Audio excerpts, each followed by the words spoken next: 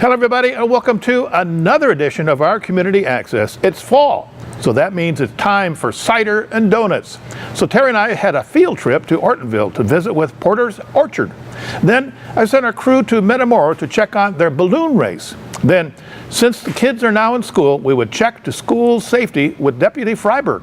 And finally, we had to check on our school buses with the Oxford Mechanics. All today on our Community Access.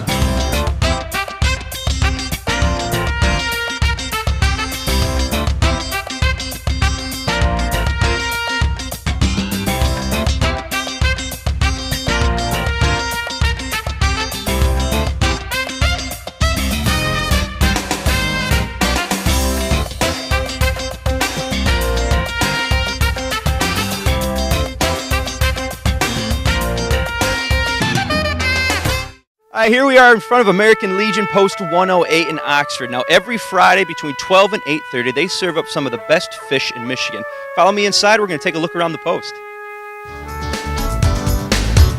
All right, here we are now on the Hull side of the post, where you can get tables for anywhere to 6 to 30 people. And before or after you're done eating, take a walk around and browse through the second largest military museum in the state of Michigan.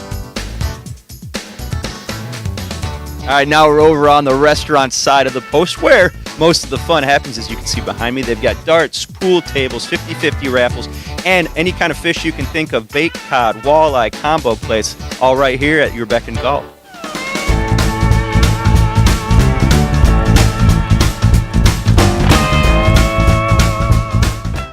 Welcome back.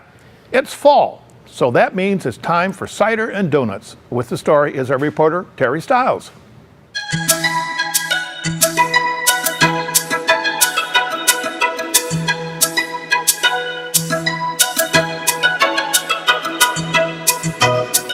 Hi Bill, I'm on a field trip today. It's fall, even though the weather is warm. It's fall, and we are all thinking about hoodies, campfires, and cider and donuts. So we are at Porter's Orchard in Goodrich, Michigan, someplace we haven't been before at OCTV, and I am with the owner, right? Ray Yes. Porter.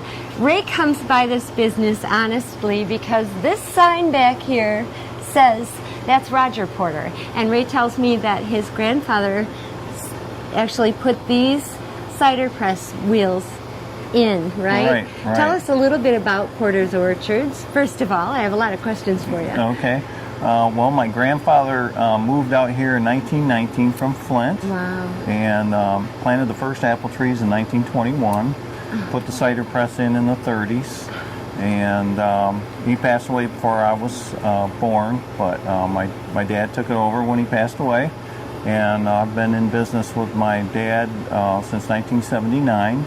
And my dad passed away in 2005. Oh, so I've been on my own since then. And so we still grow apples here and other vegetables, and give hay rides, and do a corn maze and all those kind of outside activities as well. Third generation, you have a good handle on your apple orchards. And when I came in here, I saw a list a mile long of exactly what type of apples you have here. Right. First of all, how many acres of orchards do you have, and what types of apples? I mean, what are your biggest sellers? Well, we have about 6 acres of apples now. We used to have a lot more, but the apple sales, we don't sell as many bushels of apples as we used to. We sell a smaller amount, so we cut our production back. But our biggest seller is probably the old-fashioned variety of McIntosh. The Honey Crisp is really taken Up over and in coming, right? popularity. Yep. Yeah. So we do sell a lot of those as well. Now that's a grafted process for the Honey Crisp, right? I mean, you really have to be a scientist to be able to. Those were developed by the Minnesota State University. Okay. And they have a breeding program, they call it, and it's kind of a complicated process to develop a variety of apples.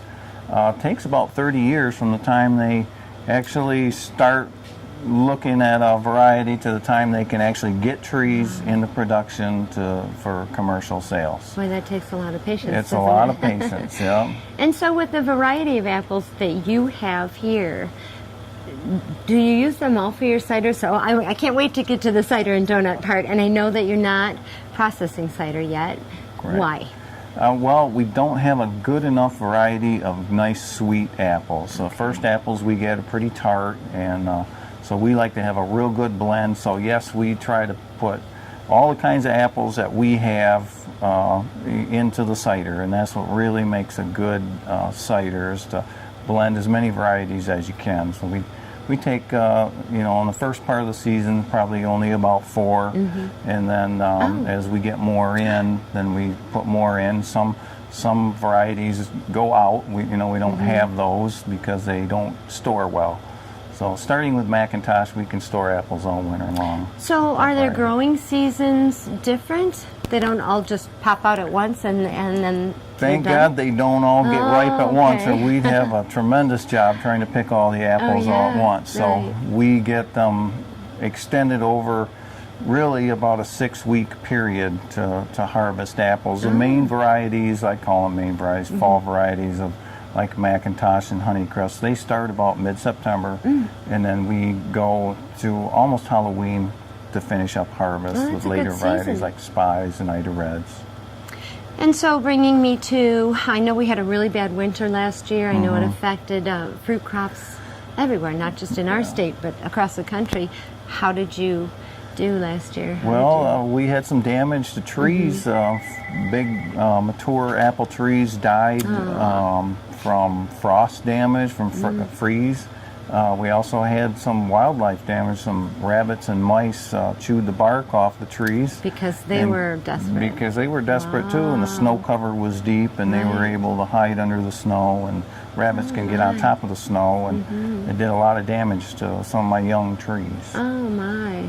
So it was a tough winter for everybody. So will that affect what you'll be able to produce this year, or do you still anticipate having a great hot cider and We'll and still hot have a great season. donut It didn't. Thank God it didn't take a big Yeah, percentage of my good, trees out. good. So And so what's the process in that? You do your own cider here. Do you do Right. your own donuts as oh well? yeah, we bake donuts fresh every day. So you don't have just apples. You also have raspberries, pears. What's Right. the season for that? Are we looking at that coming up? Raspberries, we have you pick raspberries right Oh, now. nice. They started about actually 3 to 4 weeks ago, and they're just coming on. They're really in their peak right now. yay. So we got some great raspberries coming in. Oh, great. And we do have peaches available. We don't grow peaches here.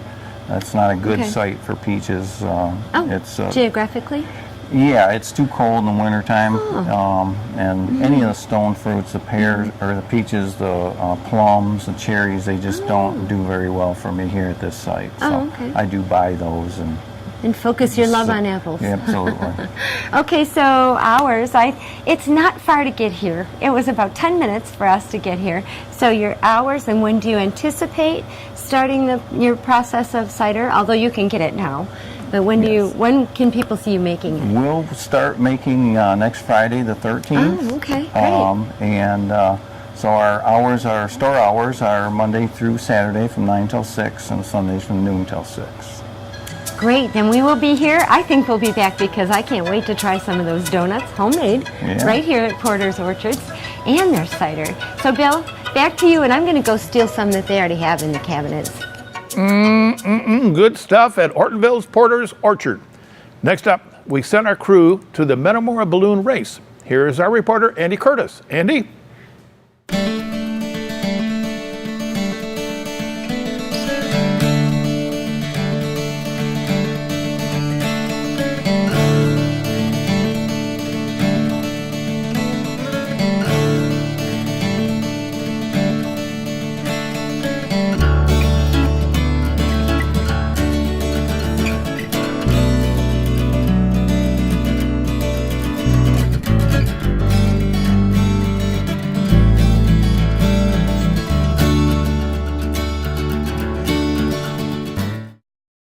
Thanks, Bill. We're here at the Metamora Country Days Festival as the balloon race is about to start off this Friday, and we're talking with Oxford's own Dennis Collin. Now, Dennis, you are an Oxford staple. I can tell by the truck because it says Oxford, Michigan on it. Mind telling us a bit about the business, how long you've owned it, how long you've operated it, where it can be found, all the basics? Okay. I started the business in 1975. This is my 39th year. We have 8 balloons we operate. We are located in Oxford. We meet at Red Knapp's American Grill. We have morning flights and evening flights. And our season basically is May through October. What do you mean when you say you meet at Red Knapp's? Well, we have a meeting location where we take passengers for rides, so our meeting spot is at Red Knapp's. And how does one exactly get into the balloon ride business? That's a good question. That's a good question. I just went for a ride back in 1975 and liked it so much I decided to get my license, and about 3,300 flights ago is when it started. Now, to get a license, is that similar to getting a pilot's license where you have to have hours in the sky? Absolutely. It's just like an airplane license, but it's strictly balloons. And is there a school you can go to do that? We instruct. Okay, I mean, so any commercial pilot is an instructor. All right. So if you find it, so if someone were interested in doing the same thing that you're doing, they could contact you and or you can direct them to another pilot that does that, and then they basically just have to log a certain amount of hours. Right. You need a minimum of 10 hours to get a private license, although that's very minimum. We suggest many more than that. And you have to pass a written exam from the FAA and then take a flight check with an examiner from the FAA, and you get your license, hopefully. Just that simple. Just that simple. It takes a period of time. It might take about a year to get a license. Now, when you do go up in the air, do you? I'm assuming same with being a pilot or hang gliding, any kind of aerial travel. You got to check with the FAA, make sure that the skies are clear. We have to call flight service to get a weather briefing. We look at many different websites, weather websites, but we do call flight service and tell them we're going to go flying and get a briefing from them. Now, is that something you did yourself before coming out here today, or is that who is ever in charge of the race? Every pilot should do it for themselves, but then they do a briefing for all the pilots to have heard the weather. And being a seasoned pilot, what is your gut feeling on what the weather's going to be like here tonight? I think we're going to go. I think it's going to be nice. I hope so. Yeah, it should be nice, and it should be nice tomorrow too. Now, you're going to be here the entire weekend for the festival? Yeah, we have 5 balloons going up tonight, and we have 5 balloons going again tomorrow night. Now, what exactly is going on tonight? I know it's some sort of race, but I'm not exactly sure. It's called a hare and hound race. So you'll see one balloon inflate first, and the second he lifts off the ground, everybody else inflates. They start their fans and they inflate their balloons, and then it's a little bit of mayhem, and we all take off and follow the hare balloon. Then he continues to fly for about a half an hour, lands, puts a giant X on the ground, and we try to fly as close to him as we can and throw a beanbag right toward the center of the X if we're successful enough. Have you ever won before? No. I got a good feeling this is the year. You never know. I got Even a blind squirrel, Any kind of crazy? How many years have you been doing this first? And 39 years. 39 years. And has anything ever a little bit hairy happened to you in 39 years of doing this? More than a few times. But I'm still here. Still here. Still doing it. And you want to throw out the location in Oxford again, and the phone number, email address, anything if anybody watching at home. And we do have millions of viewers at home and they want to get in contact with you. Well, the website is skyadventures.com, and the email is info@skyadventures.com. And the phone number is 248-628-1000. Just that simple. That simple. All right. Well, good luck tonight. Thank you for talking with us. Thank you. That's it. All right. Now, we're here with Phil Andre Balloonmeister, and Balloonmeister means the organizer, the do-all, just putting everything together for everybody. I've been a commercial balloon pilot personally for almost 30 years, and just invited a couple of friends out 35 years ago, and we had a nice little rally, and we've been doing this ever since. So we're right now waiting for one of the pilots to contact flight service, and get information from 3 reporting stations. Then that pilot will relay that information to the pilots that are here, that are assembling right now, and then they make a decision on whether they feel it's safe to fly or not. And is it just a majority decision at that point? No, it's individual. If somebody doesn't want to fly, I don't want to push them. Okay. Some of the guys have a lot more experience and they feel comfortable. some of the newer ones, might want to be a little more cautious. And we do have a competition, but I don't want to force anybody into the competition. So I want to make sure it's comfortable for them. So we'll find out what these guys say, what flight service says, and with a little luck, we'll be on our way in about 20 minutes. Now you got a pretty big turnout. You got people from all over that show up. I think we were talking to somebody a little bit earlier that came all the way from Chicago for this. That very well could be. They're coming from all over. I know some friends of mine. Our family's coming in from East Side. Okay. And they're going from the East Coast, from New York area, and so that people do come from all over. But most of our pilots are generally from southeastern Michigan. Yeah, that's great. I was telling everybody, or people we were talking to earlier, we live pretty close to here, and you know it's the end of the summer. You know it's Metamora days when you see the whole sky filled with all these different colored balloons. That's us. Wait, do you want? I know we gotta let you go here pretty soon. Okay. Things are starting to get underway. But do you want to say a phone number, email address if anybody's watching this and want to get involved next year? Actually, the best thing is just to go to the Metamora Area Chamber of Commerce website, metamorachamber.org, Okay. and all the information's there. It's on website and on Facebook. Fantastic, Mr. Andre. Thank you for your time and good luck. You bet. Thank you.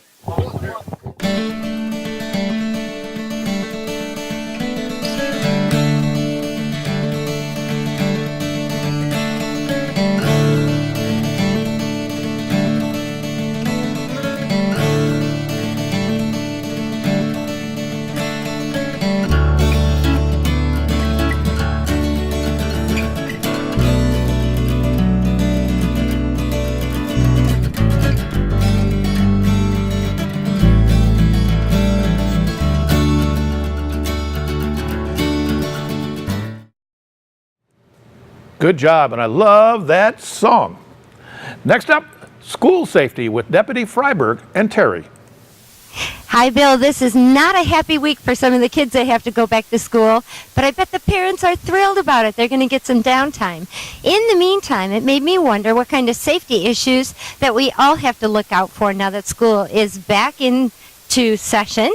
So I caught up with Deputy Freiberg, and he's going to help us out here. What are the biggest issues that we need to be concerned about now that the kids are back in school? The biggest concerns would be for parents to talk to their kids about what's going on, especially the beginning of school. Monitor text messages, computer usage. Talk to your kids. Are you being bullied? Since bullying's pretty much the hot topic now. Talk to your kids and find out, how their day's going. If you can spend. Parents, they don't even spend a half an hour with their kids anymore. They don't eat dinner with them. So if they can just talk to their kids, that would be huge. So your advice, if a parent called you and said, my kid's getting bullied in school, maybe the parents should talk with the children, but also meet with maybe staff members and try to talk this out rather than just give you guys a call, right? Oh, definitely. The school can do a lot with their code of conduct that they have within their school. Depending on what the type of bullying is, if it borders into something criminal, then yeah, we can do something. But if it's the mean girl type thing, it's kind of hard for us to deal with anything with that. But the school has their code of conduct that they can deal with and talk to the kids and hopefully resolve it. Pure mediation. And how about the internet? Now that we're talking about that, I know that there's topics of internet bullying issues as well. Should that go? Is there some steps parents can take to stop that? Definitely. It's another thing of just parents being involved. Monitor your kids on the computer. Obviously every cell phone now basically it's a small computer. So monitor your kids' phones. I know for our kids, they can't delete the history on their phone or on their text messages. And so whenever we ask them, we go through their text messages. And if they're deleted, then they, get the consequences of being grounded or lose the phone. Good rule. Okay, so how about kids staying home alone after school? What's a good age for that? Do you have any recommendations there? It's real hard. You have some kids that are really mature for, say 10 years old. Some 14-year-olds, I probably wouldn't even stay home because they're not that mature yet. So a lot depends on your kids and, but along with that is the parents should let them know, don't open the door for anyone that they don't know. No one else, other kids can be home when no adults home, those kind of issues. We do live in a safe community, however, you can never be too careful. And for how about us as vehicle operators, what should we look out for? It's, drive safe, be courteous, let the person in. Don't, the whole road rage, that's, a lot of that is just over silly stuff of, if people would just be courteous to one another, then it'd be a lot smoother than if everyone's always in a hurry. So take your time and be courteous, and that'll allow, it'll be a lot smoother than if everyone's in such a hurry to get somewhere. Make a full stop at those stop signs, correct? Well, yeah, obey all traffic laws. That's always good. And no texting.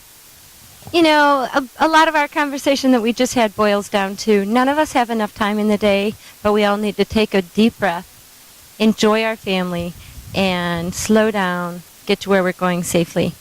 Yeah, definitely. You can talk to, pretty much all the parents out there who could sit there and say, back in their childhood, they ate dinner with their parents, so there was at least a half an hour. Today's day and age, it's McDonald's, it's takeout, it's, your kids are eating on their own, and, we're busy. But just if you can take that, an hour, 2 hours a night with your kids, it's going to make a huge difference. Thank you for reminding me that we all need to slow down a little bit, Bill. We all need to appreciate our family. And now that the kids are back in school, the time that you do have with them is very precious. Bill, we're going to walk around the school. Thanks, Deputy. Now our reporter John Owens visit with the Oxford Bus Mechanics. John? Yeah, this basically is the newest buses we have on the fleet. They're 06s. We've been buying, I think, what do we got out of used buses? We've been buying used buses instead of new buses. I think we're up to, 40? We're up to almost 40 buses out of our fleet that are key from other districts that we bought. We'll look around, find some buses that are for sale that come from districts on paved roads and whatnot, and pick those up. Walk over to the other side. Maybe I guess that's a generator, probably. That's cool. Yes, we do have a generator. Yeah, we're out of power. Oh, that's much better. Yeah, this is actually one of the newest buses that we have. That is something we bought ourselves. And what year is this one? 06. 06 is the year we put it in. So basically, it's a 8-9-year-old bus. That's the last time we bought new buses, like I was trying to say. I think what's happening here, which is different, which is probably noteworthy, is the amount of used buses that we bought over the last year. And when you buy a used bus, do you buy it from another school district, or where do you get it? Correct. Another school district. We bought from several different districts. I think that's one thing to note. Basically, I kind of did the math. If you want dazzling figures and stuff, a brand new fleet, if we bought all brand new fleet, would be about $4 million. And if you advertise that over 12 years, you're looking at like $380,000 a year. We're getting to a fleet that's probably, if it were all used, it's going to be a $250,000 fleet. Amortized over 5 years is only $80,000. So there's a big savings, just in running the used buses, and we have real good reliability and 98% inspection rate for the last 2 years. Yeah, we have a good inspection rate. How many buses does Oxford have altogether? 53 right now. 53. You say right now, are they planning on growing that? Or? Well, the fleet changes with, if we pick up used buses or not. But that's pretty much what the lot will hold currently right now. So we don't have parking for much more. It pretty much won't grow from there, actually. We keep it as big as we can. We have a few spares that way. And with the older buses, having a couple spares that can be used at any time. Well, you need spares for field. Keep going. Yeah, field trips and that. Now, what's the standard procedure, if you will, during the summertime with you guys in the buses? Is that kind of a checklist you go through with each one just to make sure everything is up to snuff? That checklist that you're talking about would be an ongoing year-round thing. Yeah. There's in the summertime does differ from the normal school year a little bit as we get into some longer-term projects. A project where you might tie the bus up for a day or even maybe a few days. Perhaps a engine replacement or a trans repair or something like that. And a lot of body work. And body work typically can take. Body work is a big part of our summer. We can down the bus and the driver doesn't need it in 4 hours to go back out. So we can get into long-term full body replacements, as far as panels replacements and paint and it takes a couple days to get that stuff done, paint, primer, and Can you give us an idea of how many fenders you fixed or how many lights you replaced? Well, we pretty much go through the whole fleet through the summer, and some may take more than others. You get an older bus that may take 3 or 4 days to get it up to where you'd like it to be, so your rust and corrosion issues aren't going to haunt you in the middle of the school year when you need it. And some of them are, you've done them the year before, and they only need a few hours worth of, paint a few things up, make things look nicer, and just get the general look of the bus back up to as nice as you can get it. If you could put a special request out there to the kids who ride the bus as far as maybe how to take care of certain things or what not to do or what to do when you're in your bus, what would you tell them? You're touching on some hallowed ground there. I would have to candidly say, stop cutting the seats up and burning the seats up and, and ripping stuff apart. It's probably the biggest, just being, respectful of the bus. I mean, we do see a lot of vandalism. It costs us hundreds and hundreds of dollars a year to repair what's probably just vicious stuff that could be avoided. I mean, we have warehouse, but a lot of the stuff, they're just poking holes and cutting holes. Going to do 50 seat bottoms if you like numbers. Probably a couple of dozen, 3 dozen seat backs that get cut up that need to be repaired. And they're ongoing through the year. You'll have to do a few seat backs or cushions per week for the most part when things first get going, and then it calms down after a while. They catch a few of the kids that have caused the problems, and kind of word goes around that they're checking, looking for them, and then it calms down a while. But around the holidays and stuff, they all get excited again, and next thing you know, we got more seats to cut. Well, listen, thank you very much for talking to us. We really appreciate that. Thank you. You're welcome. Thank you very much. Back to you in the studio.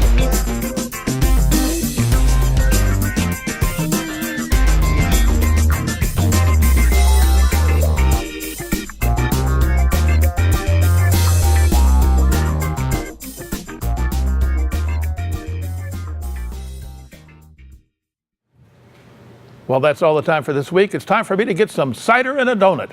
So for our reporters Andy Curtis and Joan Ogen, and our reporters and editor Terry Stiles, I'm Bill Servison. Do not miss Schooling Around with John Ogens. He's coming on next on our community television.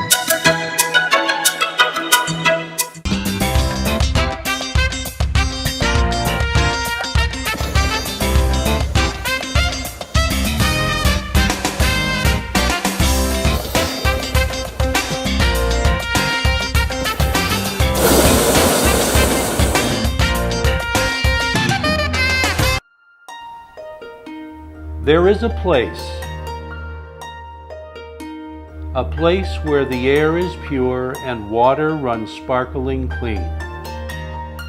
There is a place where a small, quaint village stands, surrounded by vast meadows and rolling hills.